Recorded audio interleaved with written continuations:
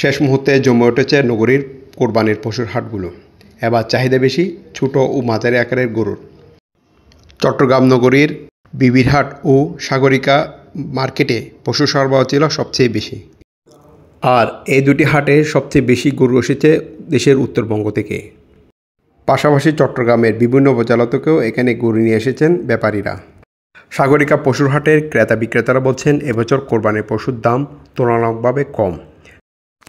তবে শেষ মুহূর্তে বাজারে পশুর সংখ্যা যেমন কম তেমনি ক্রেতার সংখ্যাও কম, যে কারণে স্বাচ্ছন্দ্যে ও স্বস্তিতে বেচাকেনা করছেন ক্রেতা বিক্রেতারা। কাকালি থেকে 50 গরু আনছি, 15 গরু বেচছি, 35 গরু হয়ে গেছে।